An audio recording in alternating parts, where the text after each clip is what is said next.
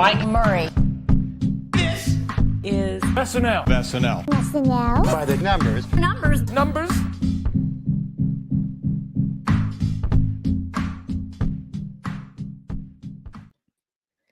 Episode 13, Dogs and Boobs and Glen Powell, Find a Deeper Well.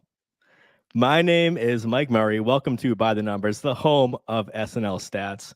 We are covering episode 961 of SNL, hosted by Sydney Sweeney, musical guest Kacey Musgraves. This podcast is a presentation of LateNighter.com. Welcome back to the show. Long time since the Amy Schumer episode from a long time ago. Feels like a decade ago. Eric Goding, patron of the show, just great help for me. He's on tonight. Hello, Eric. Hello, Mike. How are you? I'm fantastic. Great to see you again. How have you? How's everything going on in Florida? Well, I'm actually in North Carolina right now. How's everything going on in North Carolina? Yeah, it's okay. North Carolina is good. It's rainy. I was actually in New York over the weekend.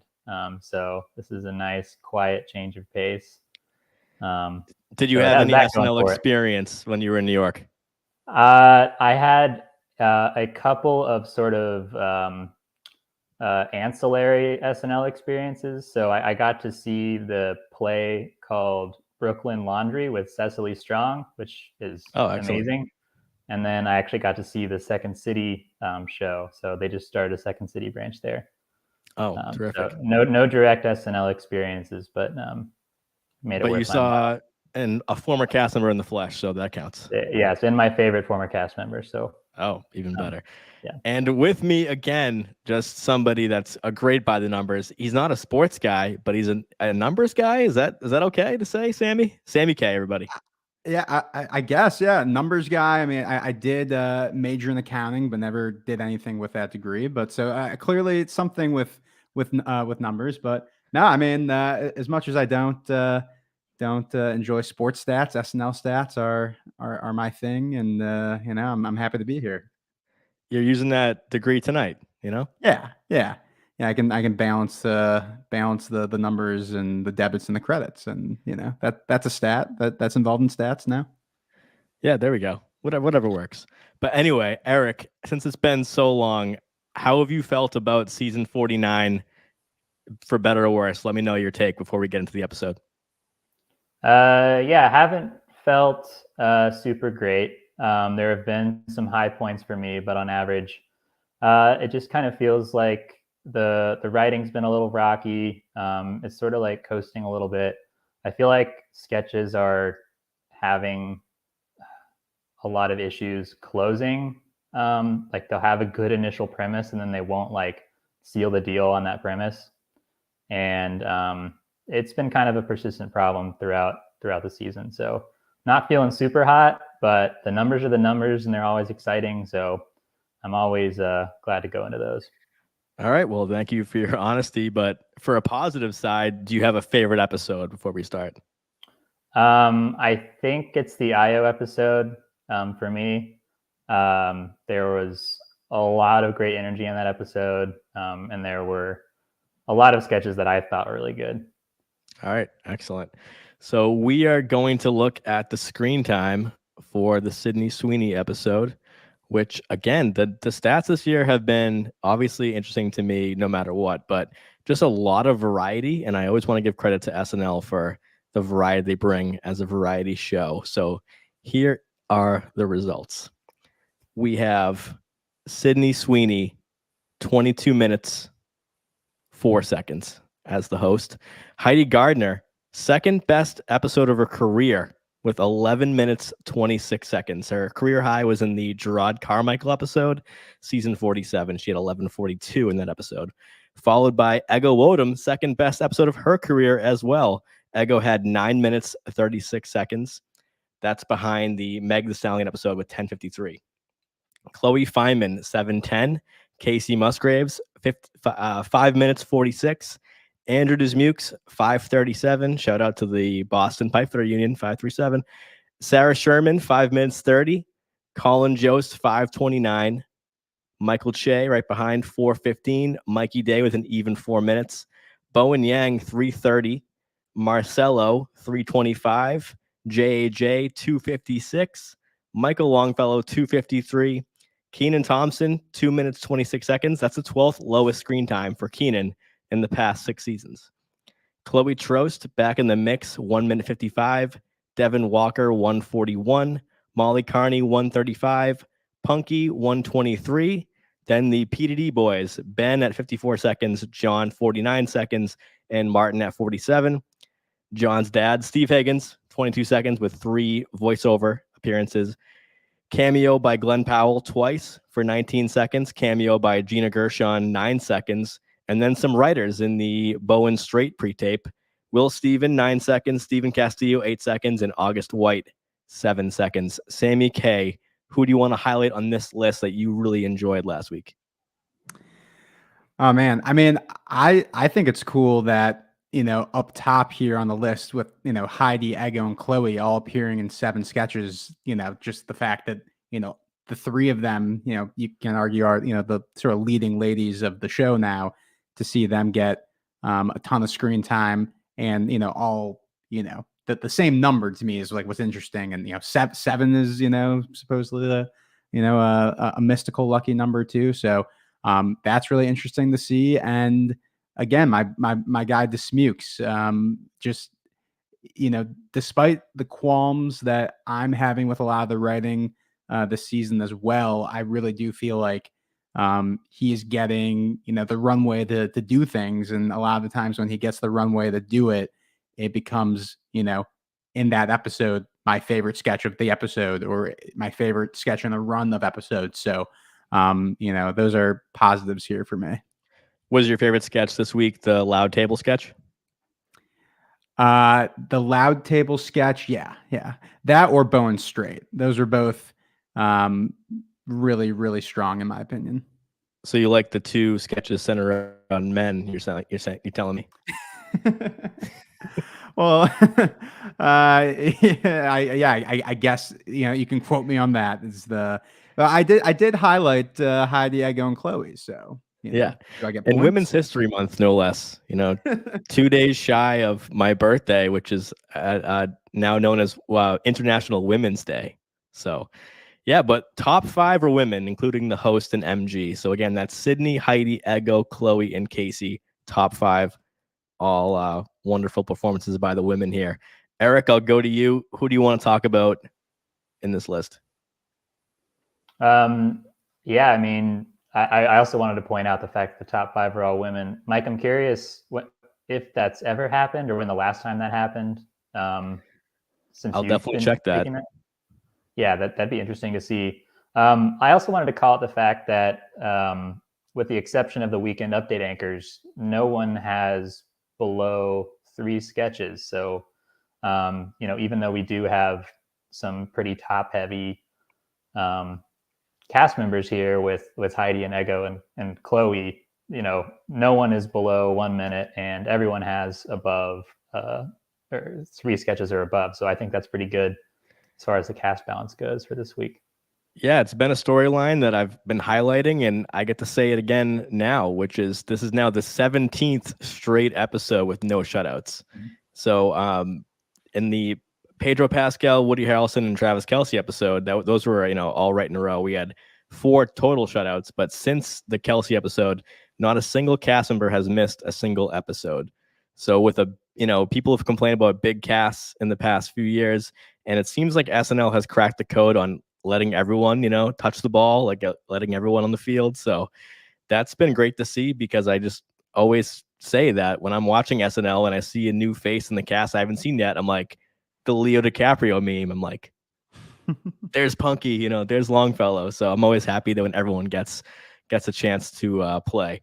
And Chloe Trost finally had a lead sketch after a while. So not a lot of screen time in that sketch, but it was great to see a 2-hander with the host. We saw a lot of those, Sarah and Sydney with the makeup artist sketch, and Chloe and Sydney with the detective sketch. So we got to see Chloe Trost do one with the Airbnb sketch. What have you liked from Chloe Trost, Sammy? I don't think we talked about her last time. Well, I mean, it was, earlier on in the season, very excited to see, everything that she was able to do when she finally had that moment in the Chalamet episode, to really shine. And in this episode, the Airbnb sketch, it was like, not like my favorite pre-tape ever, but I did, like the opportunity to see her kind of, you know, do kind of like more of a different thing that we've seen, that we haven't gotten the chance to see from her on the show. So I think that was, a stronger piece, and obviously she had, a little bit of a role in the wedding sketch as well. Probably my least favorite sketch of the episode, but was excited to see her. Can we talk about that makeup artist wedding sketch? Because that was one that live didn't hit all that much for me, but on rewatch, I actually really like that sketch, and I kind of almost feel good when there's a sketch that's kind of universally panned, and I'm kind of into it. Maybe because in 2022 I went to like 6 or 7 weddings, and the look that they had was so perfect for like wedding makeup and hair people. So that sketch got to me. Eric, how'd you feel about that sketch or anything on the night? Yeah, I love a sketch with an earworm or a catchphrase. I don't always love them initially, but like once they get stuck in my head, I'm all in on the sketch. I think from last season, the Joker wedding sketch was the one that sort of had that redemption arc for me. I could definitely see this one being watched, many and many times just because of what they say over and over again. So yeah, I was pretty big on that sketch. And what was your other question? No, just that sketch. I like to highlight those sketches that are talked about online negatively if I like them. So I think I was in the minority enjoying Chloe Feynman's Elmo. So this just adds to the list of me being just a contrarian, I guess. But I enjoyed it a lot. So just to jump on to back to that sketch real quick. I would love to see the dress version of this, because it really felt like something that was kind of hampered by, the camera lingering on certain cast members too long. And there's something in the direction and the blocking of it that I felt like, they're waiting to say their lines and waiting to chime in on certain things. So I think there was a lot of dead air in the sketch, and maybe that for some people added to the awkwardness of it. So maybe that was intentional, but for me, it seemed a little rough, but I do like a good catchphrase sketch, that's for sure. Have you watched it on YouTube yet? So I haven't watched it on YouTube. I watched it again with my girlfriend, and it was our recording of it. So is the YouTube version different or cleaned up or anything like that? Well, I'd just be interested if those things you noticed, if they were present on YouTube as well.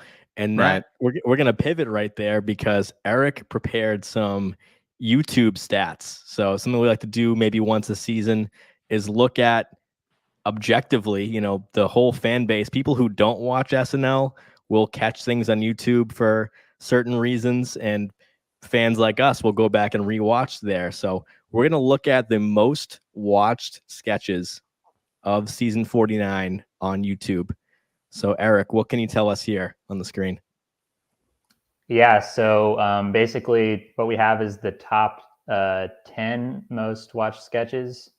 Actually, I think this is 11. Yeah, 11 most watched sketches on YouTube based on the views. So I can just run down the list if you want, Mike. All right, so in first place for the entire season, it's been in first place, and it's I'm Just Pete in the first episode, the Pete Davidson episode, and that has 11.8 million views. It's the only sketch to have over 10 million views at this point. Second place is the much loved Washington's Dream with 7.7 million. Third place is Protective Mom 2 with 5.4 million. And that one is actually catching up to Protective Mom 1, which I think just has just over 6 million. So something to watch is if that actually passes up the first iteration of it. Fourth place is Deion Sanders' Weekend Update from the Pete Davidson episode with 4.9 million. That is shocking, by the way. Yeah, I still don't understand that. I don't know how popular Deion Sanders is, but I never would have gone out of my way. I was for reviewing some Keenan stats today, and I was looking at I guess I'll make a prediction right now. I think Chloe Trost makes her update debut this week. I'm just feeling it right now. I'm feeling a week for Trost to wrap up this 3-show run. And I was thinking, oh, has Keenan been on? And then I thought, oh, he was Deion Sanders, but that was last season. But it was the premiere of this season. So yeah, wow, the 4th most watched segment was that piece from the Pete. I'm going to be Davidson honest. episode. I don't remember that at all. Like I can't, I can't remember like what the bit was or anything with that. I think it was Keenan as Dion and then Ego as Jada Pinkett Smith. They were the first to update correspondence this season, but definitely not the most memorable one was Deion Sanders. But Eric, continue with the 5th most watched. 5th most watched is a very memorable weekend update segment, and it's the Christmas joke swap, which has 4.7 million views. It's interesting that they actually separated out from the rest of the weekend update, which they don't normally do for just Jost and Shay segments. 6th place is the George Santos expelled cold open, which has 4.3 million views. And that's the one where Bowen is doing Candles in the Wind. 6th place is the Chef Show from Nate Bargatze with 4.3 million. Shane Gillis's monologue is in 4th place with 4.2 million.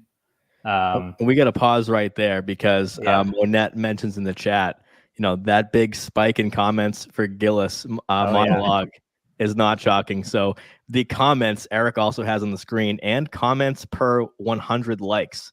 So we got some advanced analytics on these YouTube views as well. If you want to watch what we're looking at here, and that's almost 18,000 comments on the Gillis monologue. So if that was what SNL was going for with that episode and just getting people to watch, it was the 10th most watched episode of the year.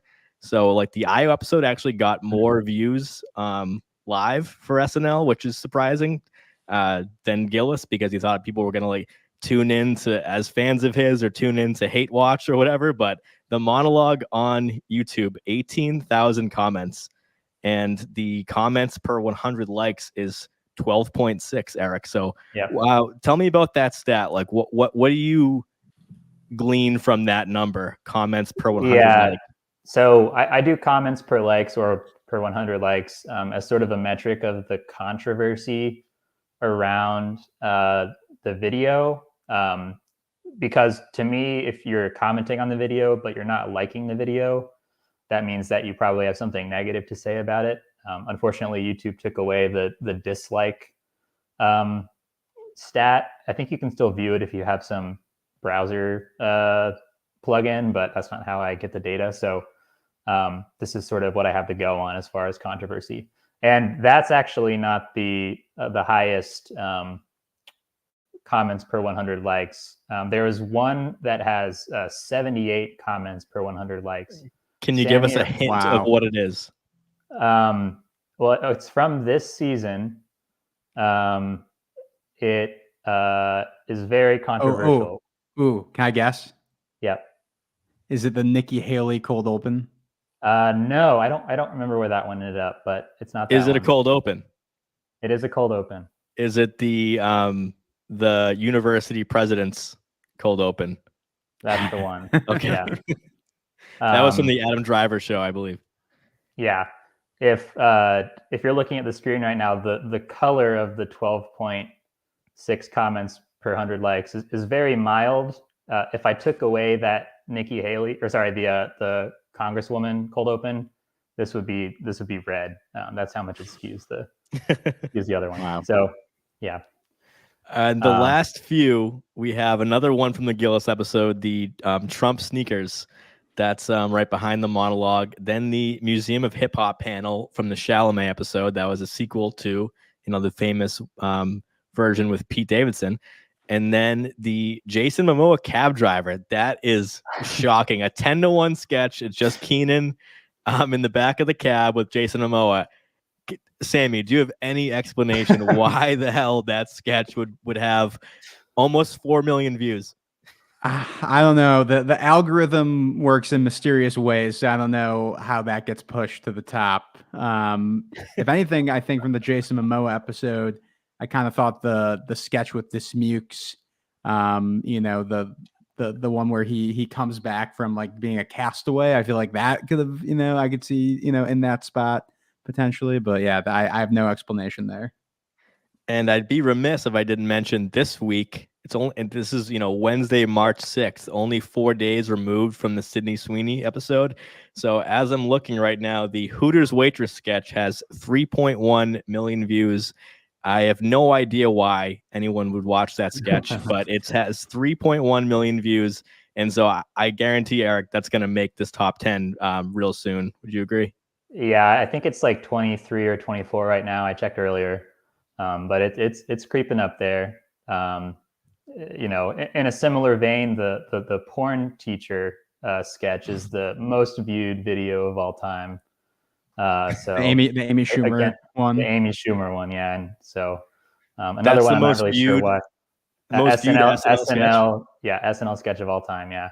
Yeah. Actually, some Lonely Island has posted some of their own that are higher, but the ones that are on SNL's YouTube page, that's the highest. We got a question in the chat from Scott. Can you tell us what the two sketches that the Gillis ones bumped out were? Do you have the full list in front of you, Eric? Yeah, let me check. Because we have 2 from Bargatze, we have 2 from Pete. Of course, Pete's episode's been up online the longest, being the first episode of the year. And then the Kate McKinnon one, we have no sketches at all, but we have the joke swap. And then Gillis is only, about 10, 11 days old, that episode, and we have 2 there. So yeah, at least, a couple got pushed out. Yeah, the 2 pushed out were the Nate Bargatze monologue, and then actually right under that is the HR meeting from Gillis. And then Jada Pinkett Smith on Update is the next highest. Wow, who knew that would be mentioned twice on the pod tonight? All right, so maybe that's where our conversation should go, is that the Shane Gillis booking, although, as I mentioned, at the time of 12 episodes, it ranked 10th in viewership. It did do very well in the demo that they're looking for, like the 18 to 45 demo, the young people watching the show. It overperformed the IO episode, but underperformed in total viewers. But SNL did get a lot of clicks online for that episode. So if that's what they were going for, they definitely nailed it. So, Sammy, I want to ask you, we live in this age, we talk about the Lonely Island and Lazy Sunday as like one of the first viral YouTube SNL moments, or just viral TV moments that was on YouTube that everyone was like, go watch this. Even if you didn't know who Chris Parnell was, you were watching that digital short. So we in this age right now, SNL has an increased desire to get those clicks, either from this list that Eric prepared or just top of the dome. Is there a rhyme or reason to getting those clicks? And maybe I made a joke about the Hooters sketch, but like they were using Sydney Sweeney and putting it in a Hooters outfit, and they were like, all right, YouTube, like, do your work. So is it always cheap kind of thing that gets clicks, or can it be like high quality SNL that gets clicks as well? Just what's your take on that? Well, if you're looking at this list, you kind of have 2 examples of like kind of both of those things right at the top. You have I'm Just Pete, which I don't think is a cheap sketch, but it's, coming off of like, a huge movie, like, kind of like a perfect concept with, paired with like the right host to do it. So like just on paper, when they wrote that, I feel like they knew like this is going to be huge online. But on the opposite end of the spectrum, you have something like Washington's Dream that is just straight up a good sketch. Like to me, like I saw articles about it, kind of breaking down, the sketch from like a critique standpoint, or just like, this is like so good, like these sort of observations are so good. But it's just a great sketch with a host who, going into the episode, a lot of people, maybe hadn't heard of, or, weren't familiar with their stand-up. So I think, there's, I think, a lot of different ways to go viral, but sometimes it's quality, and sometimes it's just kind of having the right, concept, and, being able to sum it up in the title of a video. Like I'm Just Pete, like what that sketch is going to be. like that it's going to be a Barbie parody. So it's not a 1-for-1 science per se. Yeah, great points, and I'm so pleased, with the populace for elevating the Washington's Dream sketch, because there's no buzzwords in that sketch. Nate Bargatze, if you don't follow stand up, you might not even know his name. So the fact that that's a great example, Sammy, of just good quality, like you should watch this sketch, because I just, I hear people at work talk about SNL, like people were talking about the joke swap, like people that, refer to SNL and just say like, the haters out there who say it hasn't been funny since blank, that will still want to watch Update, which is fine. It's still views on the show. But to see a live sketch up there at number 2 is awesome. And then Bad Bunny Protective Mom is the sequel is up there as well, which is another live sketch. So it's great to see those, not just all weekend update jokes. But Eric, yeah, any thoughts on, let's take Josh Brolin this week. Is there an angle that they could take to get a Josh Brolin sketch in this top 20, let's say? I think they have to go either down the Dune route, or just like Bargatze, it just has to be really well written. How about Marvel? Because he did play Thanos. Oh, that's true. They could maybe combine the dusting of people into some kind of Dune sketch, because Dune's full of sand dust. There's something there, but I think Marvel might be a little past due at this point. Yeah, fair.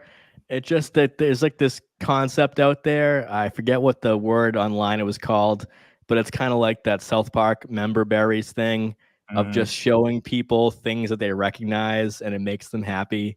So I feel like maybe having Josh Brolin as Thanos and just doing a bunch of like callbacks just to give people constant dopamine hits of seeing either SNL characters or political figures, or they did a sketch, the Scarlett Johansson monologue, I believe, when they had the whole cast out there and they were all just vaporizing, and then Pete ended up having the Infinity Stones at the end of it, and we had Keenan as Nick Fury. So things like that I feel like SNL could lean into with Josh Brolin, because it's not a host that you think like, oh, they're gonna do that. But Dune 2 is huge. They did the Dune popcorn bucket, so wouldn't be surprised there.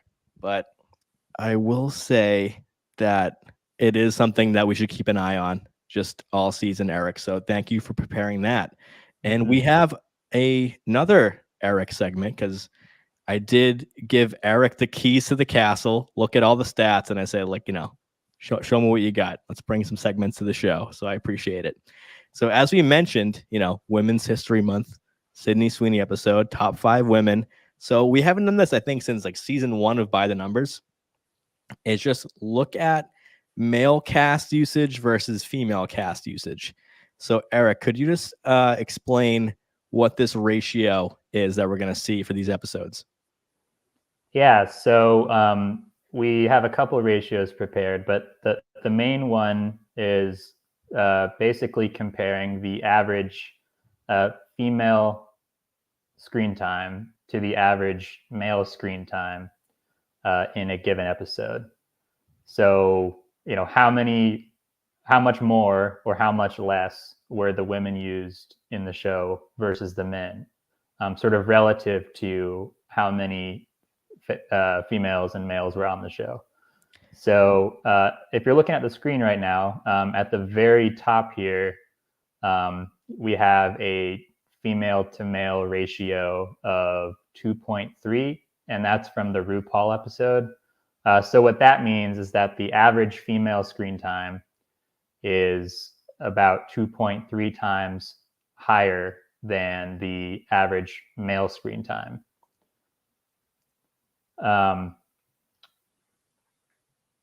So what I really wanted to look at here was the Sydney Sweeney number and see how that sort of compares to the historic numbers. So I'll start at RuPaul and go down, and we can see where Sydney Sweeney ends up. So first we have RuPaul again at 2.3, which means that females were used 2.3 times more than males. Then we have Paul Rudd at 2.2, Meg the Stallion at exactly RuPaul, Paul Rudd, Paul Ru. Meg the Stallion at 2.07, Daniel Craig at 2.04, David Harbour at 1.88, Jonah Hill at 1.875, and right here, I think it's in 7th place, we have Sydney Sweeney at 1.86. All right, I'm going to do a quick comparison of the Sydney Sweeney episode, which we talked about already, versus the highest female cast member ratio. This, we're giving you the crazy stats tonight. So looking back, season 45, episode 13 was the RuPaul show. Much different cast than we have now. So, of course, at the top, we have Kate McKinnon, 9 minutes, 6 seconds. Cecily, 7 minutes, 9. So right there, you're already getting 16 minutes and 15 seconds of female cast with, the two heaviest hitters right there. Of course, followed by Sammy. Who do we think is third? My guess would be 80 Bryant. So 654. So right away, it makes sense why it's the highest on Eric's ratio there. And then Eric, we did drop the update anchors for this stat, correct? That's right. Yeah, we dropped the update anchors. So the male stat is only the male cast members that are in sketches. Okay, just for clarification. So we have Kate, Cecily, 80, and then Ego would be 643. So that means we had 4 of the women in the cast with over 6.5 minutes right there. And then, all right, Sammy, one more guess. Who was the highest screen time for the male cast in that episode? Maybe you remember the show or just a guess? I got to go with Beck Bennett. Beck was he's middle of the pack. He's at 314, but there was a pre-tape with a famous recurring character in it in the RuPaul episode. We're going back a few years. I think there was a Chad in there, right? Yep, there was a Chad. Yeah. There you go. So it was Pete Davidson with the 4 minutes 49 seconds, then Mikey, and then Chloe and Heidi. So right there we have Pete and Mikey in the top 10, but it's really all women. Bieber was also the musical guest that episode, but we did not count the cameos. So this is pretty interesting. So after Sydney Sweeney, we had Kristen Stewart, Claire Foy, Timothy Chalamet, Stephen Marty, Billie Eilish, Chalamet again, the 46 iteration, Austin Butler, and Keke Palmer. So those are the most female cast heavy episodes on average that we've seen. So now we're going to pivot and look at the lowest ones. So before we move on, Sammy, anything about these episodes that lends themselves to maybe using the ladies more than the men? That's a good question. One that sticks out for me, obviously you have, kind of the, sort of heartthrob, type of host with like, a Chalamet. Chalamet is on here twice. You have Austin Butler on here. Obviously Steve and Marty are, heartthrobs as well in their own right. But I think the Jonah Hill one stands out to me. Was that the episode where he joined the 5-timers club? So it had the, all the female 5-timers come back. Is that right? Yeah, it was. But as we mentioned, Eric didn't count the cameos. Oh, I'm sorry. Okay. So yeah, that's a great point. That one's interesting. Because it had Drew Barrymore, Candice Bergen, and Tina Fey, right? Right. Then I don't know then, but definitely, some of those kind of, heartthrob sort of hosts like Daniel Craig, it kind of, you can see, why maybe the female cast would have more screen time. Yeah, so this is going back through season 44. So we're going to look at now the lowest ratio. So this is you're going to see the least amount of women in this chart. Eric, take it away. All right.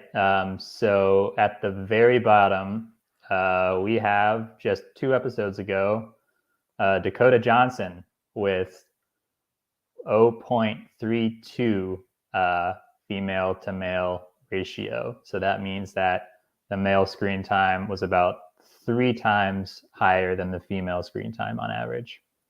Right above her, we have Jason Momoa from season 44, so his first appearance. Then we have Aubrey Plaza, Pete Davidson from this season, Rami Malek, Issa Rae, Momoa again from this season, Jenna Ortega, Dan Levy, and Quinta Brunson. So I'll look at that episode. I know we just covered it very recently, but the highest screen time getter in the cast for the Dakota Johnson episode was Heidi Gardner. So interesting that even with the top screen time, it still didn't outweigh the rest of it. It's followed by Bowen, Devin, Keenan, and JAJ. So there you have it. So Sammy, looking at this one, we have, a couple season 49s in there, as we just saw with the chart that favors the female cast. But what do you see here for this one?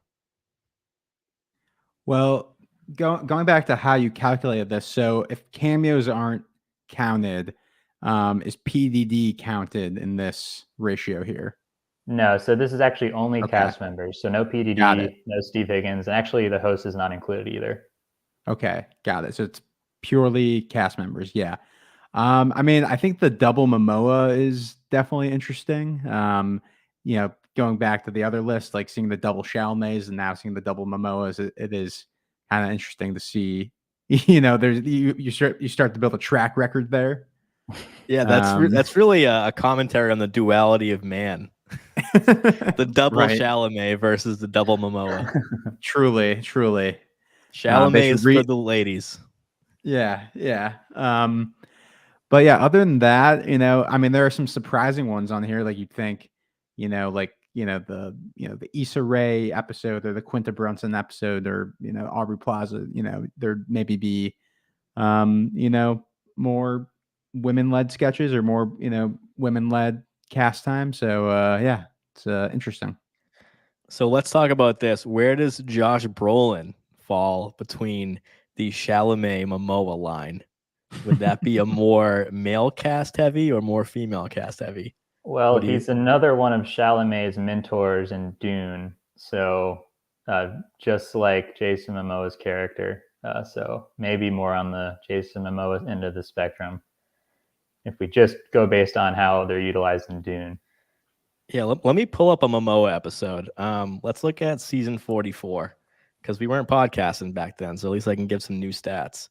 So season 44, episode 8, we had Momoa had 23 minutes, and then Mikey had 14 minutes and 47 seconds. And Keenan had 12:32. Alex Moffat with a 9:23. That's going to be way up there for a Moffat episode. We had Mumford & Sons as musical guests, but again, that was not counted. Beck Bennett at an 8:17. Chris Redd at 5:52. So we don't see a woman in the cast until we get to Leslie Jones at a 4:40. So then we had Leslie, Melissa, Pete, 80, Cecily, then Heidi, Kyle, Kate. Low episode right there, 2 minutes 8. So that's going to be a huge factor. Is if Kate's not getting north of 6 minutes, then that's going to bring that ratio down. And then Ego as a rookie, 33 seconds, and then Bowen Yang, not in the cast yet, so it didn't count, but he did appear for 2 seconds. So if you go back and look at the Dothraki talk show, you see a still of Bowen in there for 2 seconds. So is on the stat sheet.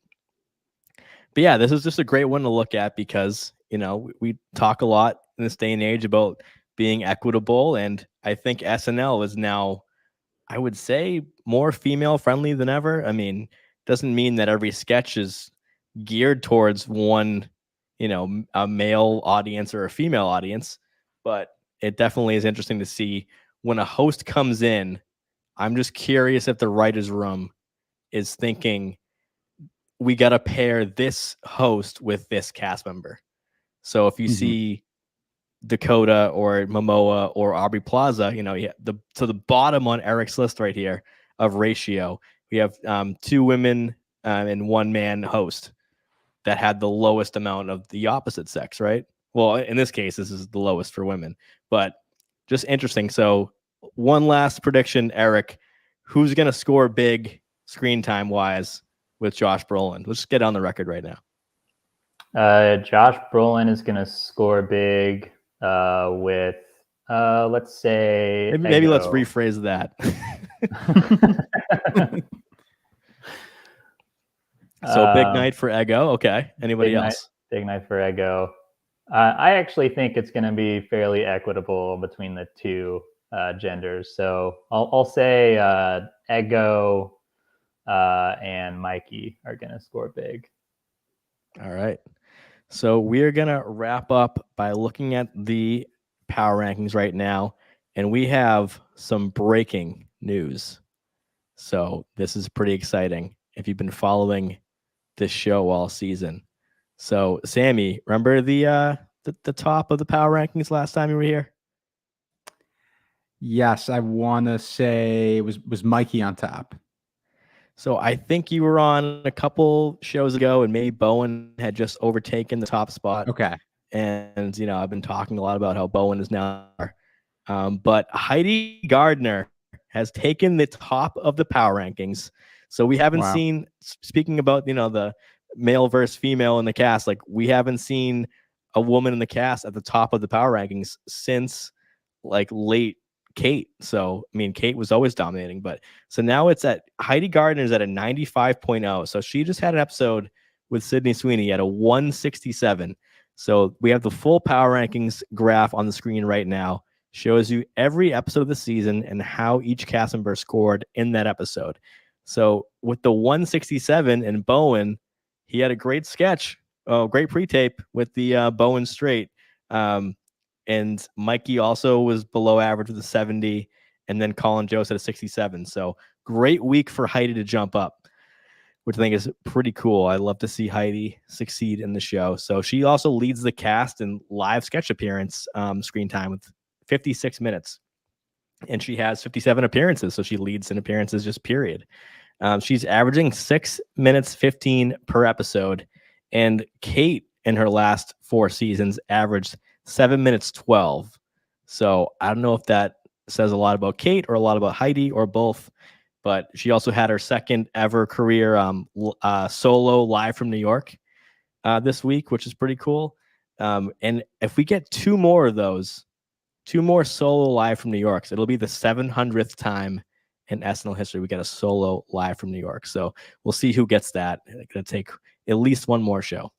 But back to the list here. Heidi at number 1, Bowen at number 2, followed by Mikey Day, Colin Jost, Eggo Wodum is at a 74.9 average right now. Keenan's at a 74.4. So Keenan has been bumped out of the top 5, replaced by Eggo. So we saw earlier in the year Keenan sliding down after being just a stat god, and now he's at a top 5, which is a bigger storyline, than most people would think. Then JAJ, 69.3. He's at 7. Chloe Fineman, 65.8. She's at 8. She's at number 8. Dismukes has broken the tie. He's now 9, 58.6, breaking the tie with Sarah Sherman, who's at 58.5. Marcelo, 58.1. So that's that 3-horse race right there. We've been tracking. Eric, who's going to come on top? Dismukes, Sarah, or Marcelo? End of the year. Ooh, I think it's going to be Dismukes, Marcelo, Sarah. I think Dismukes has been on a pretty good hot streak, and I can see it sort of maintaining. But Marcelo has the higher ceiling as far as pulling out some really big episodes. Yeah, so Marcelo's he's been super consistent. So he had a great episode with Shane Gillis, and then he's about average this week with Sydney Sweeney. And only episodes for Marcelo that were low were Dakota Johnson and Nate Bargatze. Other than that, he's been at least average, if not really good. Michael Che is at 12, 57.9. So Michael Che could jump up in that race as well. Devin Walker is at number 13 with a 46.7, followed by Punky at a 38.6. Longfellow has jumped up. Sammy Kay, reaction.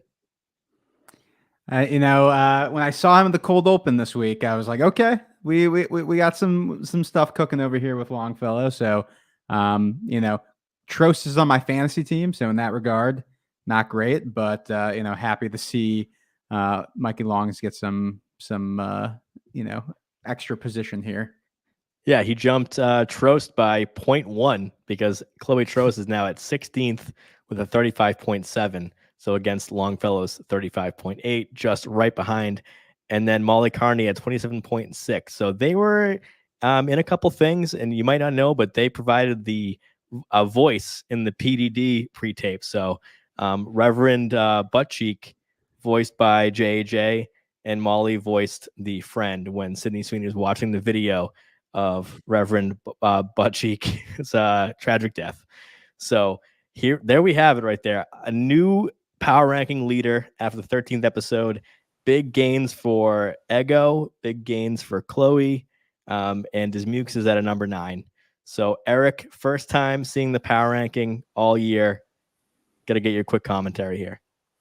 Yeah, well, I mean, I just got to say, Bowen really didn't do himself any favors by coming out of straight in the Bowen's gay sketch because, like he said, that's why people are watching him. So the moment he comes out of straight, he drops down second in the power ranking. So yeah, he said that's his meal ticket. Yeah, it's his meal ticket. He lost his meal ticket. And he lost the power ranking leader. So that's right. Yep. Yeah, the other more serious comment I have is it's kind of insane to me how close, not only how close in the ranking Dismukes and Sarah are, but from week to week, they really always seem to trend in the same direction. I don't think there's any two cast members on here that like are so correlated with each other in terms of how well they do on the same weeks as Dismukes and Sarah are, especially the last 7 or so weeks. Yeah, to highlight Eric's point there, very astutely noticed. In the Adam Driver episode, Andrew and Sarah had the same score. So whether they were in different sketches, the same sketches, prime time, 10-1, recurring characters, all of that, they both scored a 64.2 or 64.3. The Kate episode, they were at Andrew 43, Sarah 46. It is crazy. Dakota Johnson 64 for Andrew, 65 for Sarah. So it does seem like when one of them gets to feast, the other one does, and when one of them starves, the other one does. So that is really interesting. And they're after 13 episodes at almost an exact tie. So that is crazy. Sammy, any other observations before we say goodnight? Yeah, I mean, just looking at the scores from Heidi and Ego. I mean, as far as like looking across the entire season, like those are very high amongst the entire cast. So that's good to see. And I'm really curious to see, as regards in regards to that top 3, it feels like that is the top 3 going into the rest of the season. Like I don't see, Ego, catching ground here as much as I'd like to see that. So I'm really curious to see if Heidi can kind of keep the belt here, moving towards the end of the season, or if Bowen or Mikey will be able to take it back. I think politics might play a lot into that. I mean, if Nikki Haley stuck around in the race longer, we might have saw more Heidi portray her in a cold open. But since she dropped out last night or this morning, that might not be the case. So just all those factors in the outside world do impact the show. It's a topical show. So it's interesting to see that. But I think Mikey Day, we might see more Biden from him. That could give him some more big cold open time. And then Bowen Yang, I mean, you can't keep this man down. He's going to continue to kill it. And I've loved watching Bowen now. Season 45 coming in as rookie with Chloe. And now I think he's the star of the show. So if I had to predict, I would say Bowen will finish on top. But it is interesting to see a third contender enter the race. And I'm surprised this has not come up yet, but I did measure some dog screen time this week. We had 3 live dogs in the studio. I got to get a guess from my panelists here. Eric, how much screen time did the dogs get this week? Total dog screen time? I'm going to go, I think it's over a minute at least. I'm going to go for 2 minutes of dog screen time. All right, 2 minutes even. Sammy, what do you think? We just to refresh the audience, we saw, of course, Air Bud, that sketch. had that on VHS as a kid. You know, I've seen Air Bud a lot. So I saw the cheerleaders walk out in the Timberwolves uniforms. I said it out loud. I'm like, this is going to be an Air Bud sketch. So we saw a dog there. We saw Air Bud's girlfriend outside. And then we saw Judge Wolf on the big bench sketch. So we saw 3 dogs. I mean, I wish I had a how many dogs per episode stat, but I think this would win. So Sammy, how much dog time did we get this week? I hate the Price is Right it, but I think I'm gonna go 1:49 on the dogs here.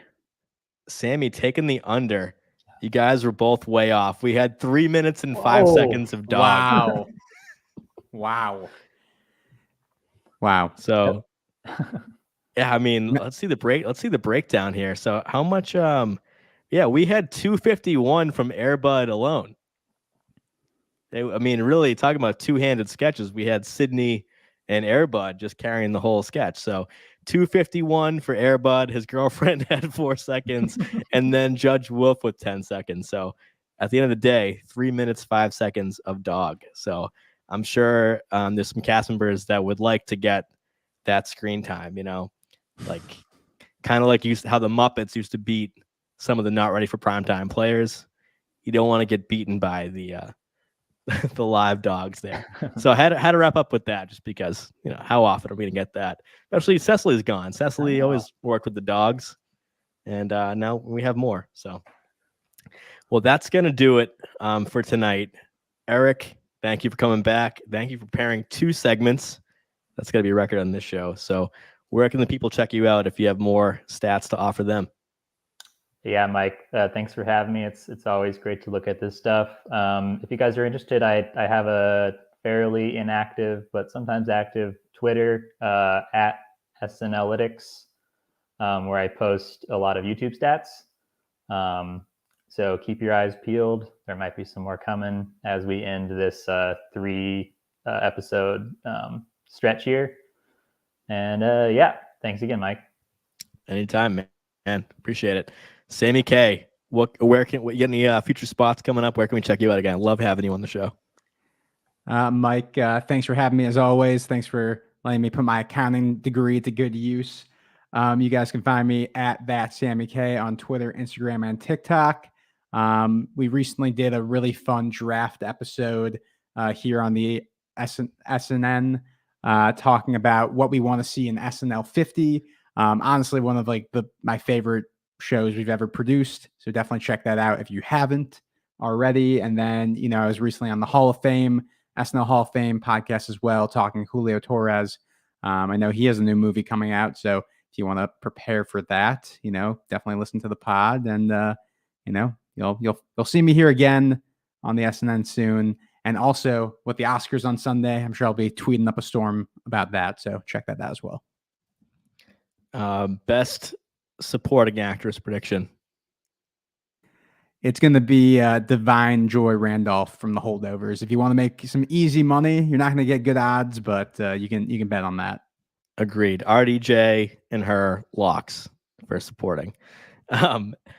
All right. Well, thank you so much to Eric, to Sammy, to the listeners. Just really love you guys. I'm about to record with the one and only John Schneider for our patron sketch breakdown. So we're going to be analyzing the Bowen Strait pre-tape. Huge favorite right there. So can't wait to dissect that with John, and listen to the Hot Take Show this Saturday night after the Josh Brolin Ariana Grande episode. And of course, the Roundtable Monday night at 8 Eastern. And we'll be back one more time before we break with By the Numbers next week to dissect that show. So once again, we are presented by latenighter.com. And thanks for listening. We will see you soon. For Eric, Sammy, Mike Murray of the SNN, we'll see you real